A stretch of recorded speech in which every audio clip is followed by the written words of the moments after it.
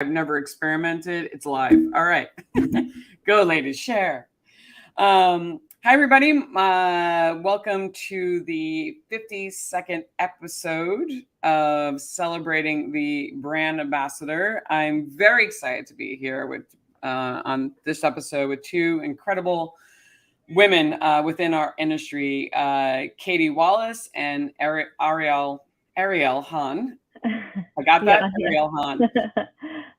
I don't know. One of these days I'm going to perfect saying people's names correctly, even though I say it beforehand. But so I am excited about this because within the show, we've talked about many different things.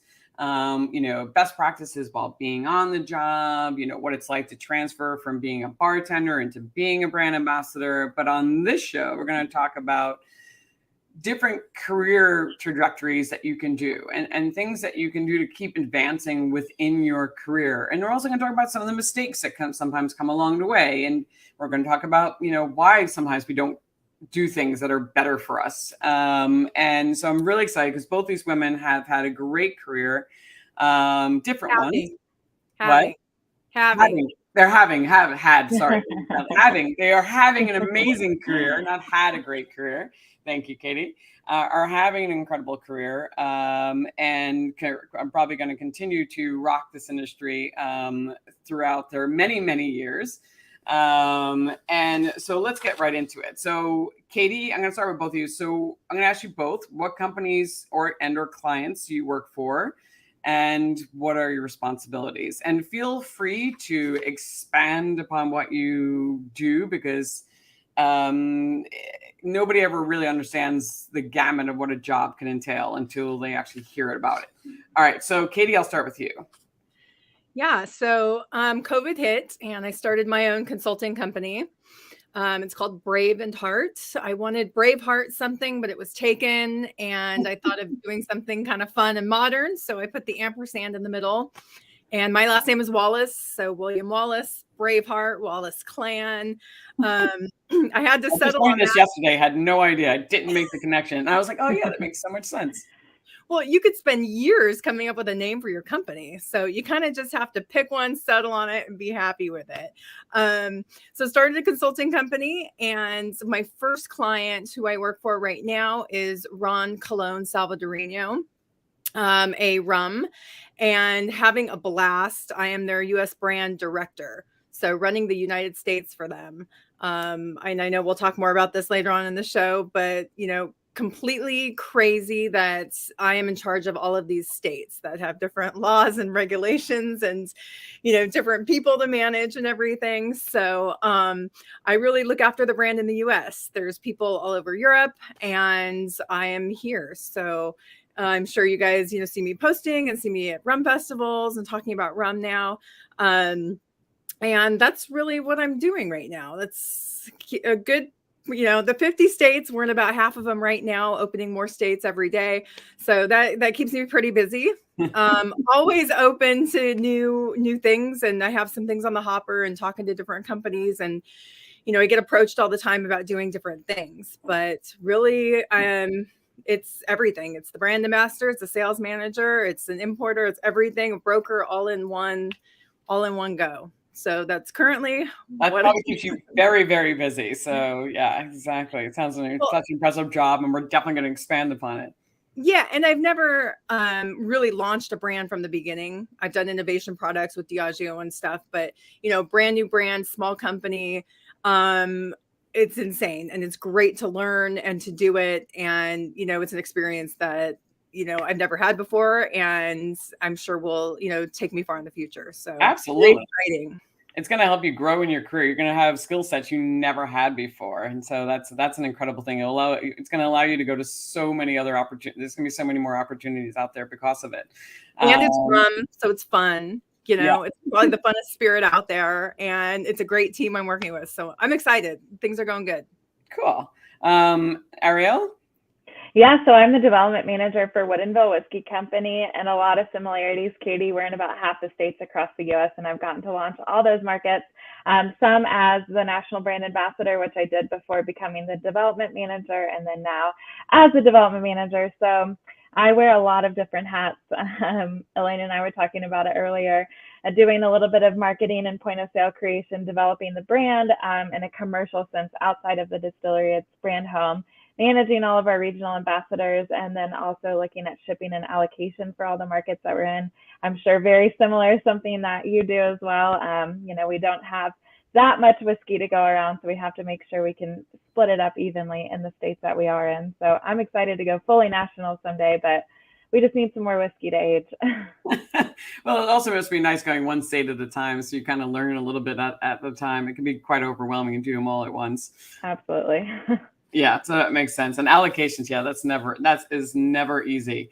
All right, so I want to expand into that because you ladies already touched upon it, what you did before. So you both worked, which is something kind of interesting. You both worked in a sales position before becoming brand ambassadors. So Katie, you were in California, and Ariel, you were in Woodinville. So why did you make the leap? And what do you believe is the most significant difference between a person in sales and a brand ambassador? And why do you think a company needs both? So this is a 3-layer question, but Ariel, I'll start with you. Yeah, definitely. So I guess I wasn't seeking the brand ambassador position. It just kind of happened as we got acquired by Louis Vuitton Moet Hennessy. They had salespeople. So when I was doing sales for Woodinville, we were with a small distributor only in the state of Washington. We had just released our 5-year-old bourbon, so most people weren't interested in trying our stuff because they only knew our micro-barreled whiskeys, which were a little hotter and more tannic. So I was really feet on the street, really trying to grow the numbers. So every day it was looking at numbers, placements, how our distributor was doing, how we can train them to do better with incentives and all that. And then when I switched over to brand, 1 second, I was going to say, because before that, where were you working? You were in the tasting room, correct? Yes, I was in the tasting room. So I became Woodinville's first salesperson. So it was a big honor to grow with them. I had worked on the restaurant side before, and being in the tasting room after being a restaurant manager was a slow change of pace. And I really wanted to do something more. I didn't necessarily think it would be sales. So I had to figure out that portion of it and really understand how to grow numbers and looking at velocity and different accounts and getting new accounts and all that. So then when it became the brand ambassador position, it was more about advocacy and education and really getting people to be fans of the brand, getting liquid to lips. Of course, sales is a portion of that because you have to sell it in or work with the distributor to get that product there. But it was, I think, a lot more fun and creative, where sales is just pretty cut and dry. You need to get it in however you do. But education and advocacy is something that you can make work for whatever account that you're in, but also for your clientele. Maybe they want something quick and easy that people can just show up and it's casual, or maybe they're a whiskey group that wants a super detailed, in-depth, geeky tasting. And so I think that was fun to just have across the board so many different opportunities to showcase the brand. So both are important. You have to have someone in there that is going to get those cases sold in, but you also want someone who's going to get excited and showcase the brand in the way you want it to be done. So do you think, I mean, I know, Kate, we're going to talk about what you did, but do you think that's probably the biggest thing? It's like sales and I've heard this before, some people say that a salesperson's job is like, you're seeing results like quarterly, twice by monthly, whatever. You're moving in different sections, and we're a brand ambassador. You might not see results for 6 months. It's a slower moving thing because you're building advocacy and you're building mini brand ambassadors where, sales rep has to get in and get out. They do build in some of their accounts, obviously. Do you think that's a big difference? It's like, it's a little more slow moving. It's a little, it's not as cut, as you said, not as cut and dry. Yes, I definitely think that we look at things based on the year as well for our regional ambassadors. So, January may be super slow. People are not drinking. It's dry January, but then you come around to March and it may be the busiest month of the whole year. I've never heard of dry January. Yeah. I mean, I've never practiced dry January, but good for the people who do. It's my birthday, so we're popping bottles. Exactly, and it is. I've tried it a few times. I actually was pretty successful this year, only to reset. So, Katie, I was going to say, so for you, same thing. You started off in sales in California. Tell us a little about your backstory and how you got into sales and you're switching over. Well, I was bartending. So I was a club bartender, not a mixologist. I don't claim to be, that kind of bartender. Just slinging basically Red Bull vodkas and Long Island iced teas, but a lot of them. So I worked at a club. I was dating a guy, and he was mad that I was bartending and out late and getting hit on and wearing sexy outfits behind the bar. And he was like, you need to get a job that I don't want to say a real job because bartending is, but he didn't want me behind the bar, and he wanted me to have health insurance and a 401k and a little bit more stability. And I understood that. So I went ahead and applied to Southern Wine and Spirits. And this was in Southern California. There was nothing available yet, no sales position open. So I got hired, and I had to stock retail and grocery shelves at like 4:00 in the morning. So it was technically a grocery store manager, a merchandiser. And I did that for about a month until a position opened. So like Ariel, worked at the tasting room. Sometimes you just got to work your way up. Absolutely. And I hated it. I'm not a morning person. So stocked grocery shelves, learned about the cold box and shelf sets and how to do displays and, all the work that I pay people to do now. So then got a position with a key account manager in Southern, and then moved on to a sales position and did that for about 5 years. Why did you switch from key account? Like, what exactly is, a lot of people you hear this term key account manager a lot, and I know what it is, but to explain what exactly is a key account manager and how is it different from being a salesperson? Key account manager, you're not commission, so you're on salary only. And I was there to support a team, and you basically just run around and make sure that, what they sell sticks and that their cocktails are on the list, and maybe help getting the printing done for menus, talking to people. Just you're smoothing things out, and you're, people like you and want you in, and you sit at the bar and order a cocktail and chat them up, and you don't have the stress of sales. The sales reps are on commission, and they have that number that they have to hit. So, key account manager, it's close to a brand ambassador, portfolio manager type of a deal. So it's technically called a manager. So when I was a key account manager, I was commuting to LA from Orange County, and it could take 3 hours one way. And, we're in the liquor industry, so you're probably drinking a little bit. And a sales position came open in Orange County, and I was cornered by the sales guys of the Orange County team at the Christmas party. And they said, "We want you on our team. We have a position open in your backyard." It was like Newport Beach, Irvine, Costa Mesa. And my boss at the time said, "You should go back into sales and learn the position if you want to be a manager." So really, doing the correct steps through so you understand and everything. And I was like, and I'm going to be on commission and make more money, so I'll take it. So that's how that happened. And what was your other question, Elaine? So then from there, I know you then you went from being in sales to being a brand ambassador. And your story is not traditional, but it's in some ways it is. You followed a guy. Yeah, I was dating a guy. He moved to New York City for a position, and he was like, "Would you move to New York City?" I was like, "Hell yeah, I moved to New York City." And I was going to get out of the industry. I was doing sales for 5 years. I was a little burned out, and we can't get out of this industry. We just keep getting sucked back in. So the Kettle One ambassador position in New York came open, and those guys are based in Southern California. So I just called them up and said, "Hey, remember me? I'm in New York now." And they were like, "Oh yeah, you have the job." So it was easy transition. And, it was good for me because I didn't know anybody in New York. So it allowed me to, run around with Kettle One money and, throw parties and take people to dinner and do cool events. And we had our Kettle One Society. And it really allowed me to learn New York and the New York bartending scene and really get to know people, and you, Elaine. And these are all friendships that I still have today.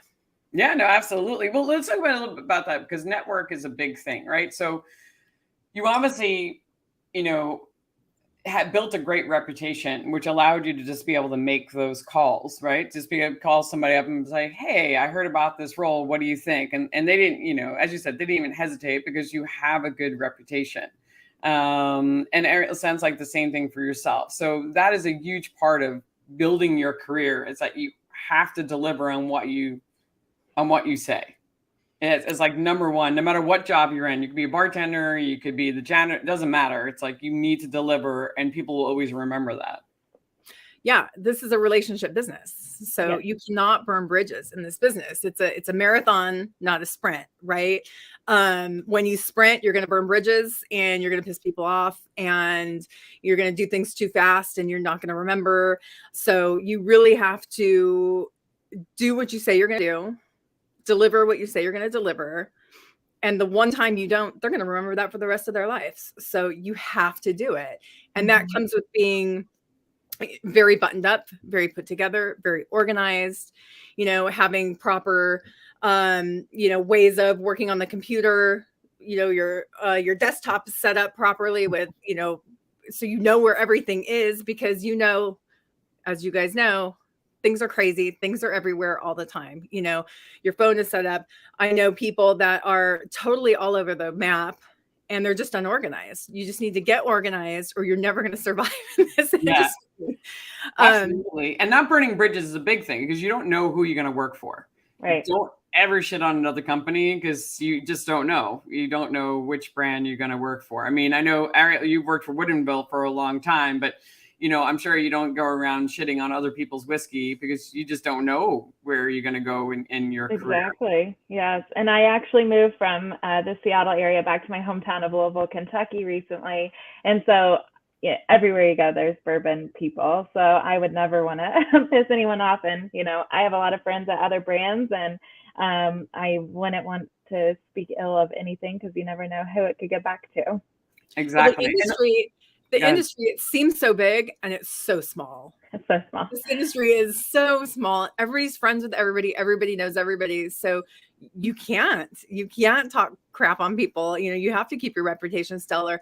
And I know brand ambassadors out there right now and people think that everybody loves them and people actually hate them. Yeah. So, you know, you all know who they are, you know. Yeah, we will not go down that hole, but no, very true. But also, okay, so a lot of companies, you know, argue like, do I need brand ambassadors if I already had sales reps? And Ariel, you started talking about it before, but like I always say to a new company, if it's a small brand and they're saying, hey, Lane, I want to hire a brand ambassador and I really want to bring them on board. And I'm like, great, that's amazing. Do you have a salesperson? And they're like, no. I'm like, you need a salesperson before you need a brand ambassador. I was like, you need both. But if you need sales to be able to afford the brand ambassador, or if you're going to bring just that one person, that's fine. But you have to be honest with them and say you are not, and don't use that word brand ambassador if they're going to be a sales rep. So if you want to be both, then you have to make sure that you're being honest. Like you need to be, it's a hybrid role. You're going to sell, and then I need you to do advocacy, and then allow them room to actually do advocacy. Would you agree with that, or? What do you think? Do they have to have both, or can you just have sales reps, or is it good to have the layering? I think we agreed it's good, but if you're small, who do you hire first? Well, I guess Woodinville hired a salesperson first, and then it kind of turned into this brand ambassador role. But I would say it is very hybrid, like a little bit of sales, mostly the marketing side of advocacy and all that. I mean, it's hard with a 3-tier system to have a salesperson working directly for the brand because, you know, we have the layer of distribution that we have to go through, but you need someone looking at the numbers constantly. So we have, I would say myself and our commercial director looking at numbers to make sure overall we're hitting them, but we expect the ambassadors to work closely with the distributor in all of their regions. So that is the sales portion of it, but then advocacy is way more of their, I guess, goals. Yeah, that makes a lot of sense. And you ladies both came from the sales side, so you had sales experience. I mean, Ariel, do you find that this is one thing that brand ambassadors don't have? Is this something that they learn along the way, or do you have training for it? I think a lot of our ambassadors have had experience either in other roles, if they came from the distributor over, but a lot of, you know, have come from service industry and selling. And, if you're making less than minimum wage, you really want to upsell to make those tips. And so I think that's where their sales experience mostly has come from. And Gotcha. I would, so at Ron Colón, we open a new territory, we open a new state, even an area that we want to boost sales. And we sit there and we go, do we need a brand ambassador or do we need a sales manager? It is definitely not the same. Most brand ambassadors, you can hire someone part-time. You're looking for maybe a bartender that wants to make some more money on the side, or a bartender that's looking to move on. So it doesn't necessarily have that sales background. And then a sales manager is somebody that doesn't have the mixology connections and the ability to make cocktails and the social media reach, that a brand ambassador would have. Absolutely. So all of our companies, we're looking for the unicorn, right? We're looking for that person that can do both well. And they few and far between exist. And that's why we talk about them completely separately. So if you know a unicorn, send them over to me. Everybody wants to. It's true. The unicorn is very hard. The brand ambassadors, they speak bar, they speak trade, they speak cocktails, and the sales reps, they speak sales, they speak cases, they know how to build volume, and sometimes they don't know how to speak bar, they don't know how to speak trade. They do in certain capacities, but not all the way down the rabbit hole. They can't go down and have that geeky conversation with that particular bartender. Yeah. And I would say salespeople are probably on commission or a hybrid commission structure, and a brand ambassador is not going to be on commission. So if you're looking at getting into this industry, or who do you need to hire? As a brand ambassador, you're going to have roots in the community, you're going to know people, and that's a plus. You can't just, put a brand ambassador in somewhere where they don't know anybody. It's a relationship business. A salesperson, same, but a salesperson knows how to knock on doors and, how to get things done and how to hit those numbers. Whereas a brand ambassador might be totally lost, which I think is one of the reasons for your academy. Yeah, exactly. Right now. Yeah, that's true. Yeah, I've heard somebody say to me, Steve Lutman, he has a couple of brands out there, and he hires people who don't come from this industry, and they all go through the academy just so they can learn what this industry is about, because there's not a lot of people out there at the moment. There's not a lot of talent. So people are going outside of the pool and pulling them in. But that's a conversation for a whole nother day. So, all right. So let's talk about that. So many people, so I'm reading off my sheet because I want to make sure I get these questions correctly. Within our industry has moved from bartender to brand ambassador, and they really are unsure where to go next, because you can get stuck depending especially if you work for an agency. And Katie and I both work for agency at the time, and you kind of like, where do you go? There's no room in the agency for you to move up. Unlike Ariel, working for an actual corporate, the brand, I found that there is definitely more room for movement depending on how big the brand is. So Katie, let's start with, you took a couple of different positions. One was a brand development, including brand development and portfolio manager. So what exactly do those positions entail, and what is the good and bad about them? And can it be a stepping stone, even if it's some parts you didn't like? Is it a way a brand ambassador can move up? Sure. And I think brand development manager, portfolio manager, think of a brand ambassador, you basically probably have one brand. So a portfolio manager is really a brand ambassador managing multiple items in the portfolio or the whole portfolio. So not much of a difference there. A lot of the companies now are going away from brand ambassadors and putting portfolio managers and brand development managers inside of the distributor. So that's what I did. I worked for Southern on the Pernod Ricard brands as a brand development manager. It's a great title, but yeah, what does it mean? So I was just managing the brands of Pernod Ricard. So it was a hybrid role, so sales and marketing, but really just there to support the salespeople out there. So salespeople are on commission, they go out, they sell, they make their deals.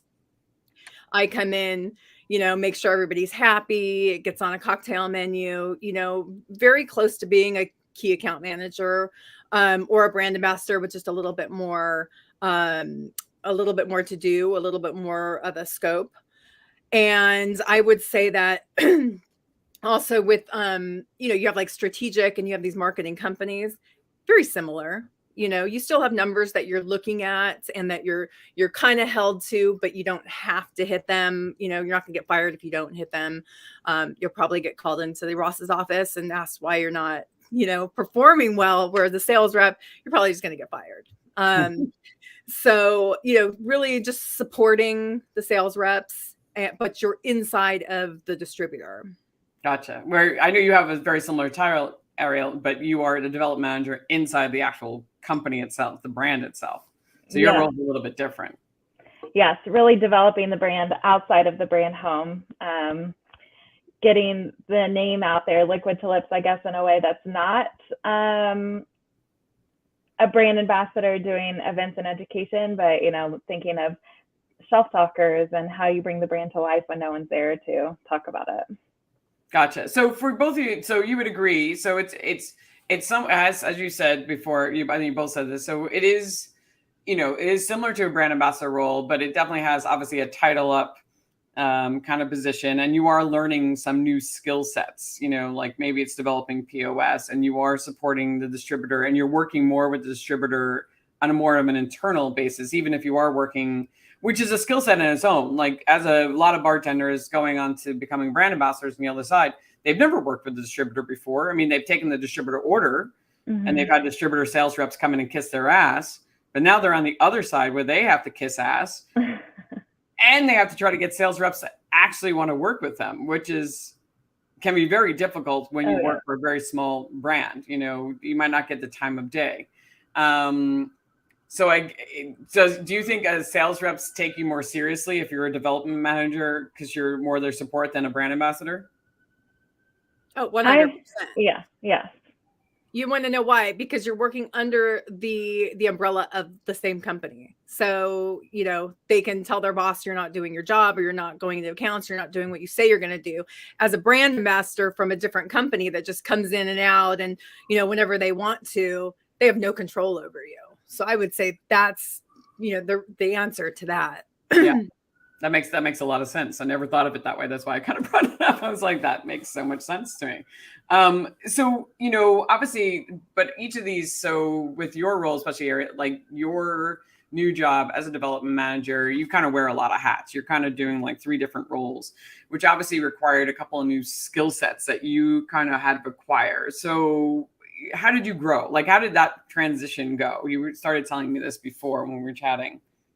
Yeah, so I was definitely asking for more responsibility, but I also recognized that I was doing way more than normal brand ambassador duties, especially having friends who were in the same national brand ambassador title and noticing that they weren't doing the administrative back end kind of things that I was doing, and also managing regional ambassadors. So I definitely wanted to be recognized for that responsibility and get more. And so I brought it up, and it, like I was telling you, it was not an overnight process. It definitely took a few months to get more added to my plate and a new title. I didn't necessarily ask for the development manager title, but wanted something that showed I was doing more for the company than just advocacy and education out in the market.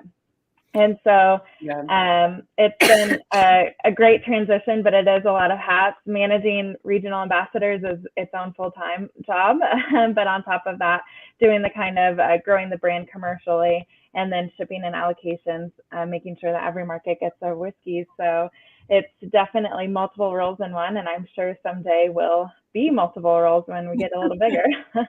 Absolutely. So you didn't know. Ariel's a unicorn. Look at that. Look at that. Exactly. She is the unicorn. So for yourself, okay, and Katie, we're definitely going to talk about your new role as well, your new job, but or client is, you didn't know about the commercial side before. You didn't do, or did you? Like, these are some of the things you had to learn. And how did you learn? Just being thrown in the deep end, or were there people there to help mentor you, or like, yeah.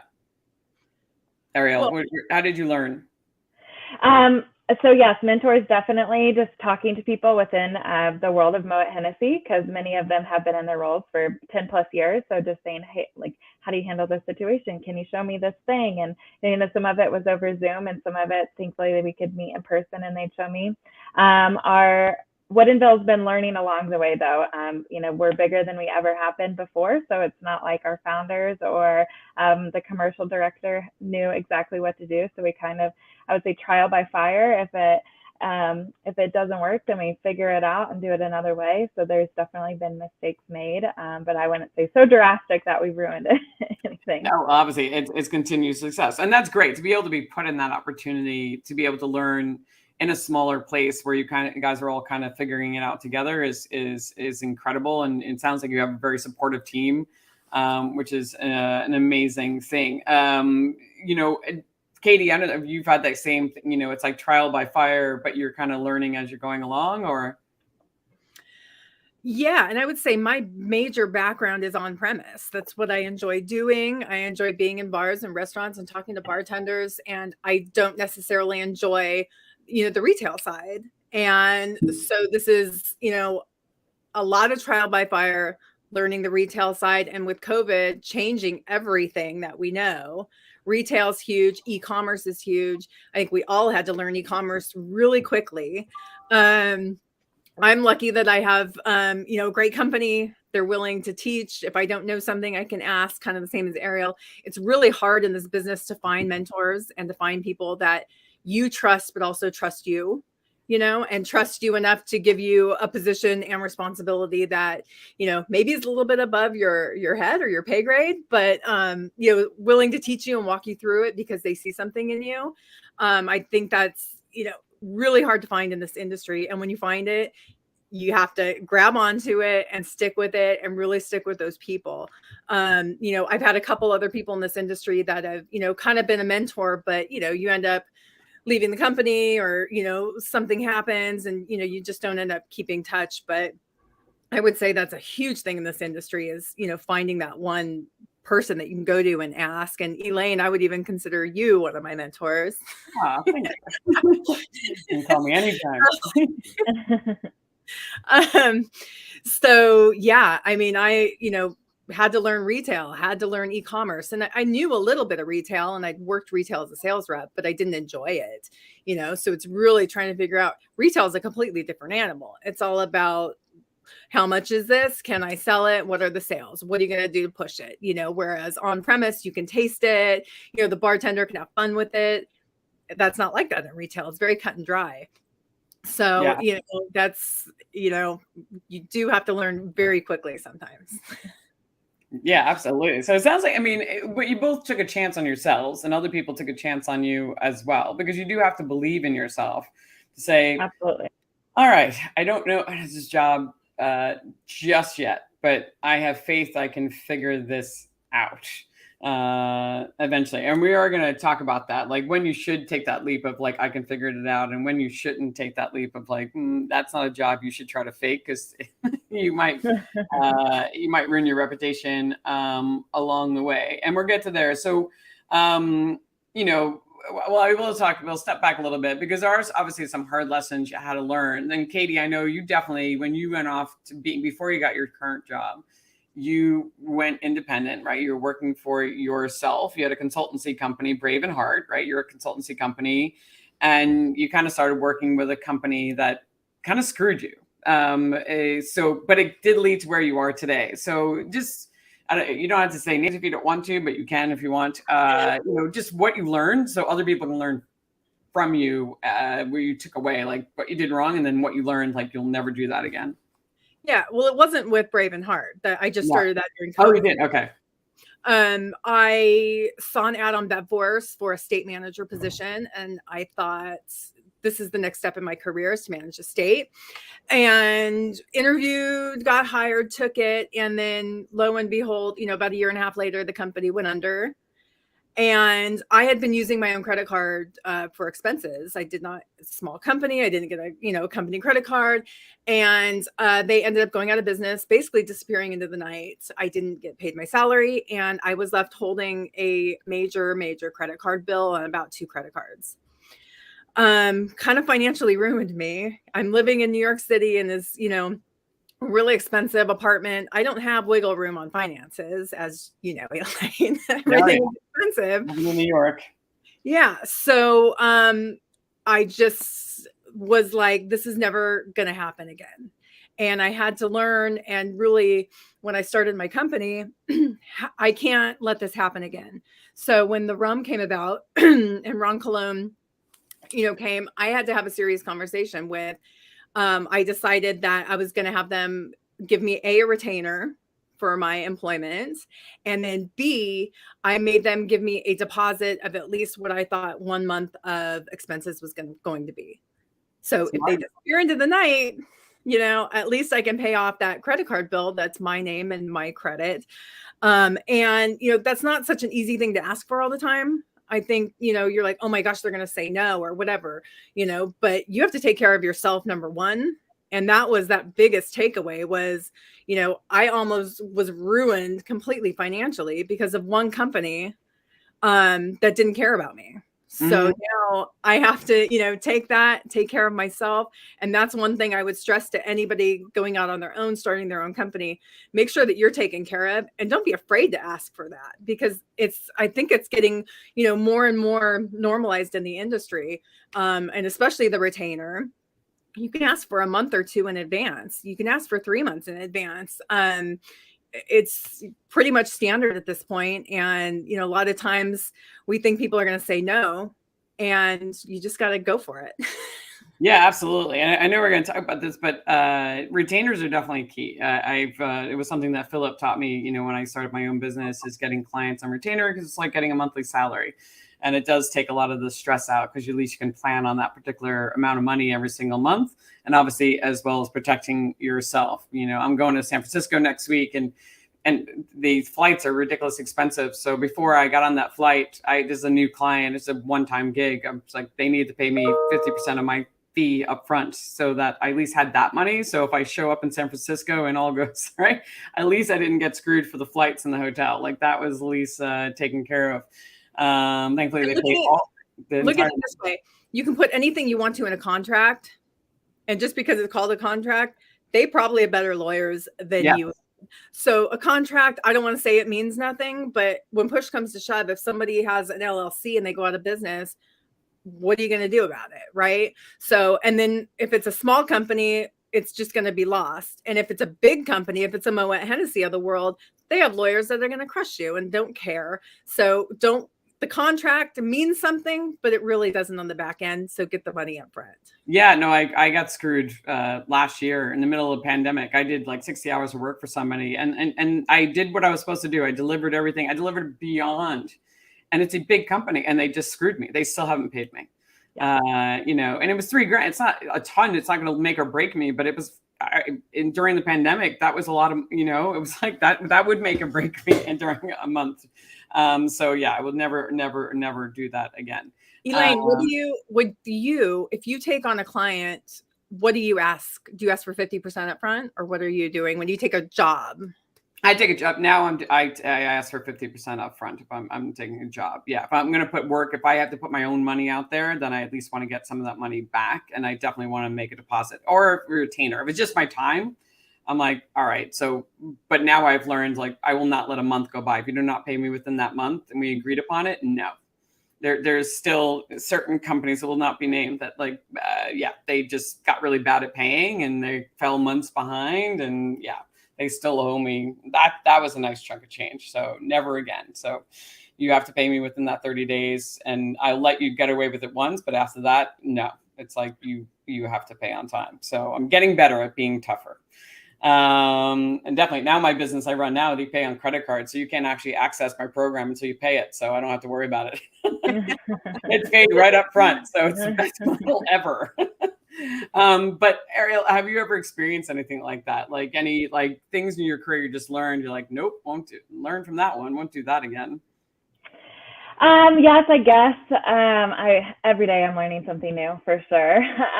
Just how to deal with people and situations and all that. And I wouldn't say I've had a big issue with where, we needed something and paid it and didn't get it, which I feel like, would be a hard lesson to learn.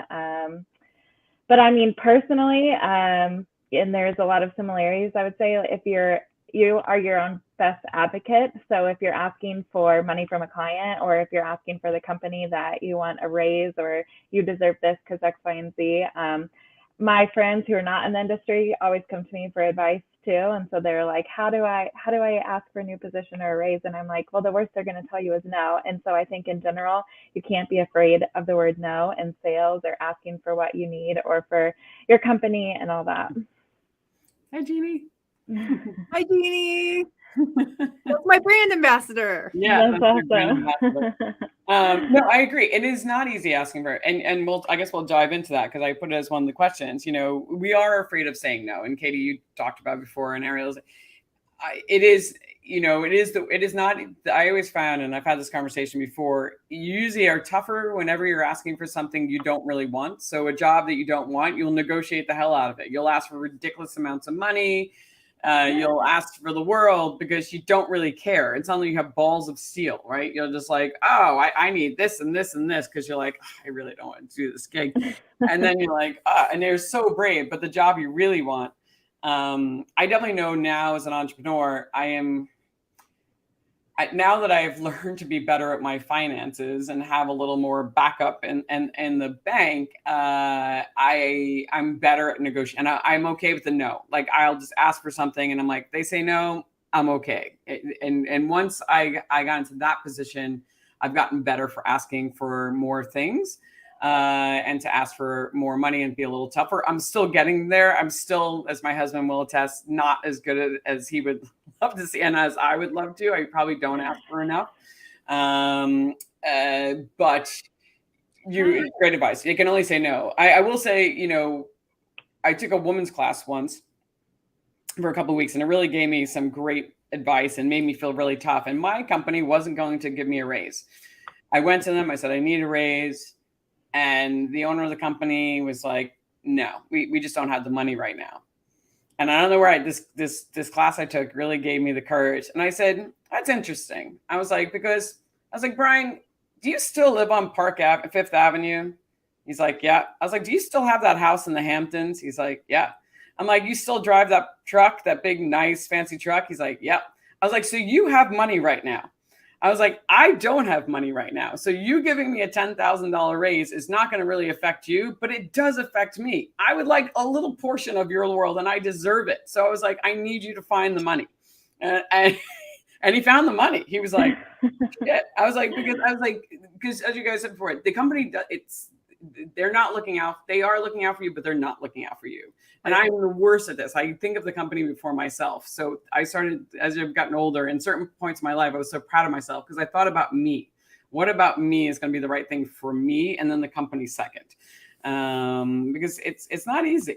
What are your, besides just I can only say no, do you have anything else, Ariel, that you tell your friends? Any negotiating tricks? Oh, I'm sure there are some. Or Katie, do you have any? I don't want to put Ariel on the spot. I was just going to go back to no. Like, no is not a scary word, right? And when you go through sales training, no doesn't mean no. It just means not now, right? So if someone tells you no, put them on your calendar for 3 months to go check back in. It just means not now. And you don't know what the reasons are. So no is fine. And, you know, the negotiating tricks and sales tricks. There's a book out there by Grant Cardone, and it's called 10X. I'm writing this down. It's one of the best books I've read. And it's about ask for 10 times what you want. Go for 10 times what you want, you know, because you might just get it and you might just surprise yourself, you know. And I think a lot of times all of us have asked for a raise or asked for something and they say yes. And you're like, oh, that was too easy. I should have asked for more. Yeah. Always go big. Always do something ridiculous. You know, you're not going to scare people off because they're talking to you because they want you. So don't be afraid to negotiate. And I think a lot of time as women, you know, we're raised to be, you know, a little bit more quiet, even though I don't think the three of us are at all. But, you know, you're raised, you know, to be a certain way. And, you know, you need to speak up for yourself. And, you know, men make more money than we do, but not us, because we sit there and we ask for it. Right. So don't be afraid. Yourself. Yeah. Don't be afraid and believe in yourself and ask for what you're worth. And sometimes ask for more. Ask for more than what you want, want, and then you might get a portion of it. It's very true. I know when something again that Philip taught me was, always putting in, you have 3 prices on your proposals, and like the top one is like the extreme, all the bells and whistles, and then the middle one's the one you really want, and then the last one is the really bottom of the barrel. It's like, you just get like this little thing, and but somewhere in the middle is like the sweet spot. And if I just get that, but sometimes if they give the other one, I've had people go for the more, and I'm like, whoa, well, that actually worked. That's pretty amazing. All right, so we've talked about a few things here, and want to go back into Katie, your current role as U.S. brand director of Ron Colón.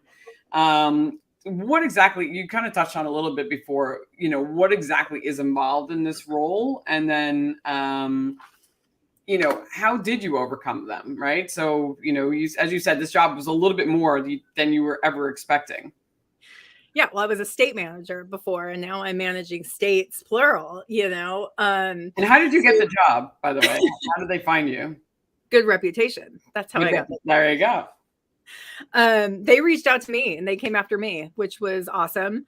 And during the pandemic, so we have an importer for the rum. So I work closely with the importer, and we go out, and between me and the importer, we find distributors in the States, which is not an easy feat, especially during COVID. Nobody wants a new brand, especially a high proof rum that nobody's ever heard of. So I'm going to stop you there because, okay, how do you find, because this gets asked to me all the time. I talk to a lot of small brands, and they're constantly like, how do I find a distributor? And I've Googled like in a state, and they don't like just pop up magically. It's not like a magic list, like top 10 distributors. So like the big ones pop up, but the small guys seem to be hidden. That's a whole nother show too. We could talk for hours and hours on how to find the proper distributor, because you have big distributors and small distributors, and there's pros and cons, and how do you fit in? And, I've worked for mainly the bigger distributors. So now I'm working with smaller distributors. So, how do you find one? I mean, we do a lot of rum festivals and stuff. So you're meeting a lot of people, you're talking to other brands. Who are they with? Who do they like? A lot of it's word of mouth at this point. And again, I think COVID has really shaken the industry up, and you have the big guys swallowing up the small guys going out of business. Maybe the big guys are getting rid of their sales reps and paring down, so they don't have as many people concentrating on the brands. And as a small brand, you could get lost. So there's but like a whole nother show, Elaine. Yeah, that is true. Well, one of the things you learned, because you've never imported a brand before. Right. No, learnings of this new job is definitely, every state is different. And Ariel can tell you this too. Every state's different. Every state has different laws and regulations. So that's one thing. The other thing is, people in the states are different. So you have different sales reps. You're not going to treat the sales rep the same in Oregon as you do in New York City. They're different people, and the people in those states drink different. So, what are they drinking? New York's 10 years ahead of everybody, which is where I've spent, the last 10 years of my life. I can't take those cocktails and go, make crazy cocktails for everybody else in the US. They're going to look at me like I'm crazy. There's still people drinking Red Bull vodkas. Yes, so there's still people drinking sour mix out of a gun. And they aren't refrigerating their vermouth. Exactly. So, it's getting to know each state individually. And we have people that run the countries. So we have someone that's in France that runs France. And if you think about it, France isn't the United States. France is like as big as California, so running the US is so different, and it's so much work, and it's so much wrapping your brain around each little state. And you have to look at every state as almost like a different little territory and country. No, absolutely. I heard that a lot. I was going to say, Ariel, what challenges have you faced? And I know you just finished your MBA. Has that helped you, like in your current position? Like, what made you go there? Oh, 100%. Having my MBA just gives a larger picture of how to think about things in every portion of the business, not necessarily just sales and marketing. So the budget affects the whole company and what we're doing. So you want to think bigger picture, what's the ROI we're going to get on this and that and whatnot. But every state is so different. I think that is my favorite part about having a national role, that I get to see what crazy things are happening in Texas or in Baltimore. You know, they are literally so different, and just how people interact and treat spirits in general is really crazy to see. I lost my train of thought though. Yeah, nobody. Well, I was going to say your challenges within the role, and I'm surprised nobody's written a handbook for every single state and what is different out there, so one person can refer to it. I mean, I know it changes all the time. Actually, I do know that Ryan Malkin, the industry lawyer, which a lot of people use, he created a program, a module on my platform, which we're going to be releasing soon, which is more of a general, like different state laws and stuff like that. But I believe he's working on an app that will so that you can see each state by state, which I think is going to be genius. But That being said, Ariel, obviously this was a new position. There were some challenges, but it sounds like you had similar challenges to Katie. And I was asking, I didn't know if the MBA, if that's why you went for your MBA, to kind of maybe help fill in some of the gaps. Yeah, I definitely thought career-wise down the road, the MBA will help. I think probably even more than the position I'm in right now. It definitely gave different ways of thinking, and economics. I've never thought about economics and how in reality that affects everything that we're doing, and you don't even really notice it. But then looking at things like how to manage other people, which I think has definitely helped in my current role, since I am managing the regional ambassadors. But it's not just about managing down, it's managing up. And then I think that comes into, again, you are the only one who can speak for yourself. So if I want more responsibility, I have to tell someone. They're not going to come hand it to me. But also setting expectations and boundaries. Being a brand ambassador, you can be on all the time. And I said yes to way too many things, and worked way too many weekends, late nights, all that. You can't do it all. So I guess the MBA did not help with that, just life and trying to figure it out. I would say saying no to people, you don't want to hear no, but you also have to learn how to say no. And I would say that is something that's been really big, but also managing my life while going to school full time and traveling full time for most of that. I think just the process of it helped me grow in my current role, not necessarily the content that I learned. Yeah, that makes a lot of sense. Go ahead, Katie. I'm going to argue the flip side. So I had my AA degree coming into New York, and because I was in sales, you don't need a degree. You're in sales. Working in New York and working in the industry, Diageo's and the Pernots and the Bacardis all went at some point to, we're only going to hire people with a degree. Mm-hmm. So when I was a brand ambassador, I was told, well, you're never going to work for Diageo because you need a degree. And I was like, but I know more than some of those people know, just from being in the industry and learning and, feet on the street. So I decided while I was in New York that I was going to get my bachelor's. So my bachelor's in marketing and business. Got my bachelor's, while I was working. So I did it part-time and everything. And I didn't really learn anything. I realized taking these classes, I'm not learning anything. Everything I know, I've learned on the street. So now I have this piece of paper that almost means nothing. My mom's happy. My mom's like, oh my gosh, she has her degree. That's great. But, I have this piece of paper that doesn't mean much. And now I have my own company, so I don't even need it. And now I have a big student loan bill. So there's the flip side. And my background is a little different than Ariel's, all the things that I've done and all the positions, and I've been on the East Coast and the West Coast, so I've learned so much that if I had to go back and do it over, I would not have gotten my degree. Yeah, I think it's an interesting, I was telling Ariel that I'm in the middle of getting my MBA, but I'm doing one online. So I'm not spending $200,000. I'm spending, and it's not an online, she's doing, it's more of it's called the Power MBA, and I highly recommend it because it just is round. And I'll see it, Katie, I will actually recommend it to you because as a business owner, it has taught me so much about how to run my business and giving me marketing ideas and creativity, because you're learning from a lot of entrepreneurs. And I'm sorry, I realize there's drilling in the background. I don't know what that is, but I always say to people, like, Phil's working on the house. Phil's working on the house. Exactly. You know, putting in for work.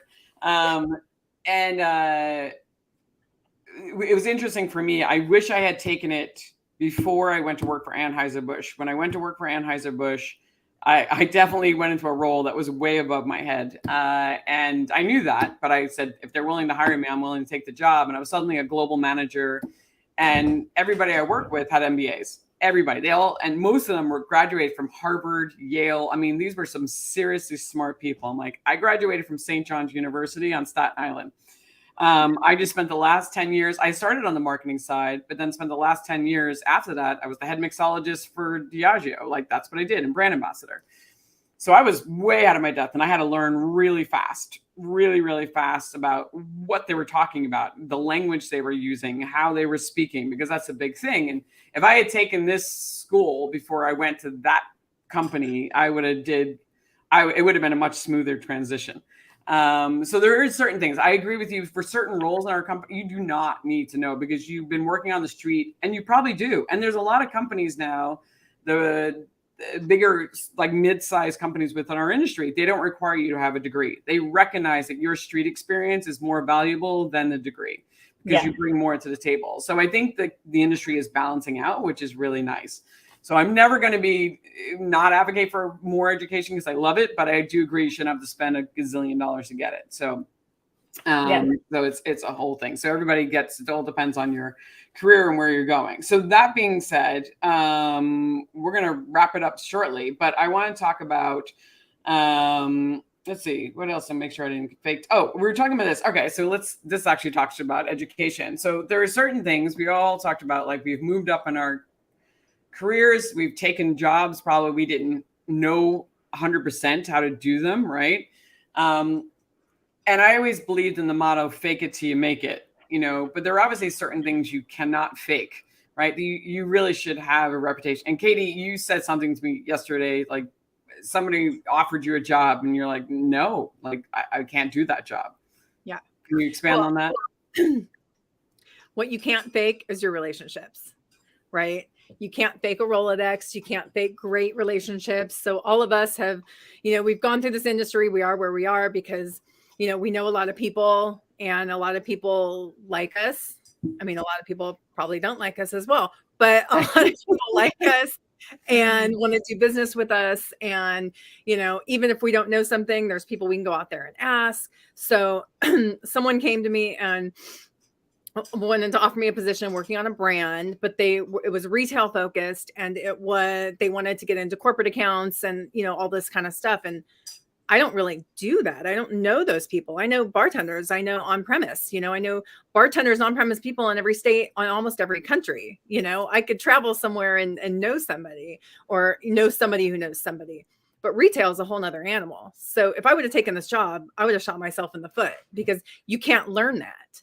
You can get a bunch of phone numbers, you can Google a bunch of retailers, or, and call, but they don't know you. They don't care. You can send a bunch of samples out and they're going to try it. It's probably, going to end up in the trash.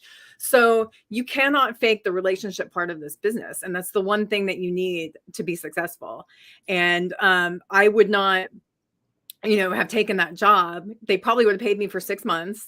And then realize this girl doesn't know what the hell she's doing, and then there's a smear on your reputation, right? So I would say that's the answer for me: reputation and your relationships.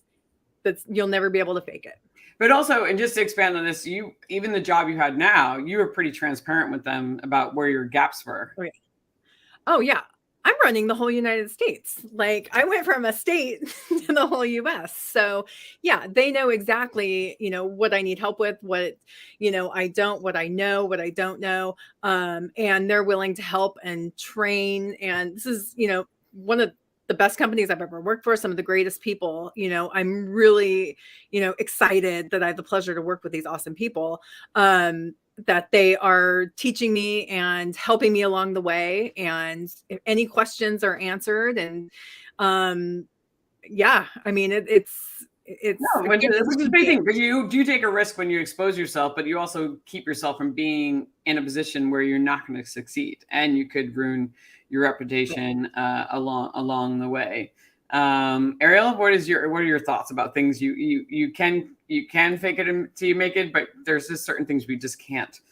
Right. I would say imposter syndrome is a real thing, like, do I deserve to be here? I'm a young female, blah, blah, blah, whatever. So overcoming that, I think if you think you can do it, go for it. But like Katie said, if you don't have those relationships for a certain position, it's going to ruin a lot of things, probably not just your reputation, but your mindset. And then if you get really burnt out too, I feel like that you have to know when to step away from a position or ask for help. And I think sometimes people don't do that, and then they just leave a good opportunity that could have happened. But also, if the company is not advocating for you as well, that's the time to step away and start looking for a new role. Mm-hmm. And I think I've learned along the way, I think certain people can pick up things very quickly, but you have to know yourself. If you are going to take that big of a position, really trust in your gut and know who you can call for those situations. I think some roles would be too big. I didn't think 5 years ago I'd be in a national position. Granted, we're not in every state yet, but still learning what I am now. But I don't think everybody could do that. I think you have to know what to sacrifice and when, and how much you want to put into it to get to that point. But I think that there are a lot of positions people need to just go for it. No, I agree. And I think you made some great points about, you have to know what to sacrifice and when, and also when to ask for help.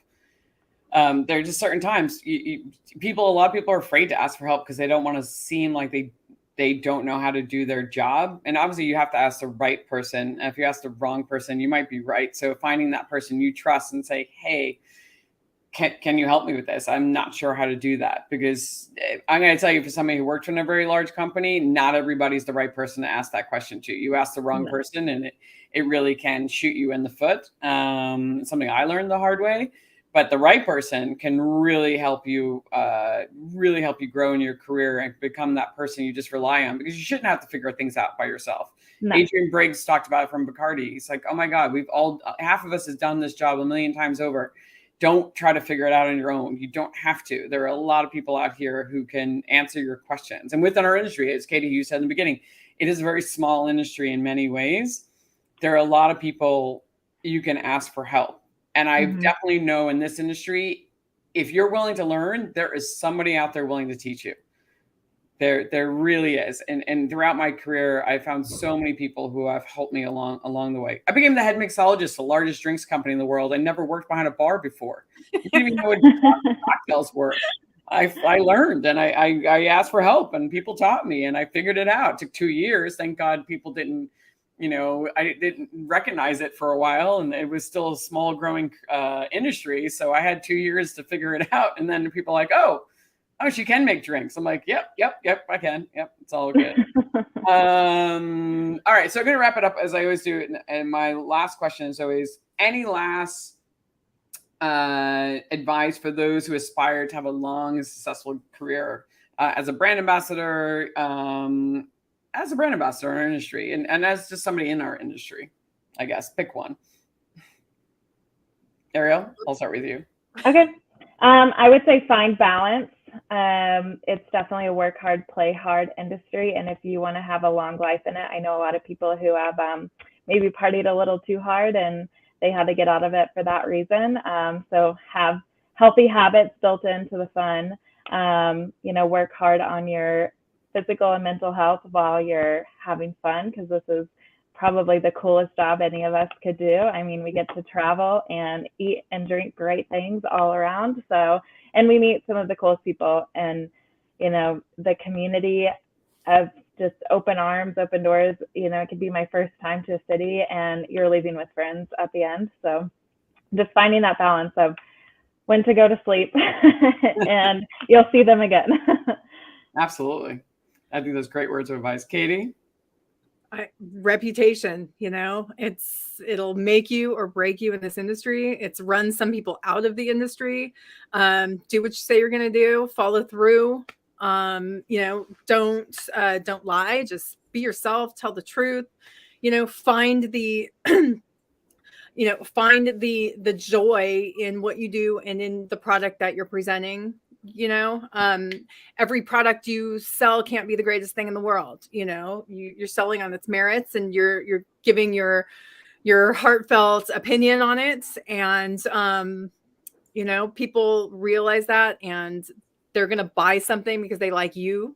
They're not going to buy something necessarily because they love your product. So, we've all worked for crappy products, and people buy them because they like us. So it's all about reputation. Absolutely. I'll be honest with you. I can't, well, then again, I did work for Ciroc. So, but, and actually Ciroc was really good when it first came out. I don't know about it now, but yes, they do buy things because they like you. So your reputation does mean a lot, but it is hard to work for brands. Like I have my face is so transparent. If something I really don't like, you're going to know. I'm like, well, and I think that's what's good when we get to our positions in this industry and a little bit further down, we get to pick and choose who we work for now. Yes. So we don't have to, I had to sell Rumpelmann's lime and berry, like now I don't have to do that, So, Absolutely. Do the right things, progress in your career, and you can pick and choose your brands. Yep, I agree with that. And as thank you, Jeannie. And also the one word of advice, Daniel Jones from Manga Story said, if you do have a brand like Rumpelmann's lime or raspberry, whatever it is, find the one thing about the product that you do like. If you do have to sell it, and just talk about that. That is the thing that you like about it, and you just talk about that, and then you can say it with all honesty because that's the thing you like. One cocktail. Just find one cocktail that works. Exactly. Well, ladies, this was awesome. It was really nice to have you two women on here and talk about careers. You definitely have not had, as Katie said, have amazing careers. And I know some great things are coming ahead for you, both of you. So I'm looking forward to growing with both of you ladies in the industry. I think we all have long, great careers ahead of us. And Ariel, I will see you tomorrow at Whiskey X. Exciting. And, Katie, I'll see you at BCB. Yep. Isn't it so exciting? We actually can say we're going to see each other in person. Which is amazing. So ladies, thanks again for coming on, and have a great rest of your day. Thank you. Bye, everybody. Thanks, Bye. everybody, for tuning in. Thanks, Jeannie.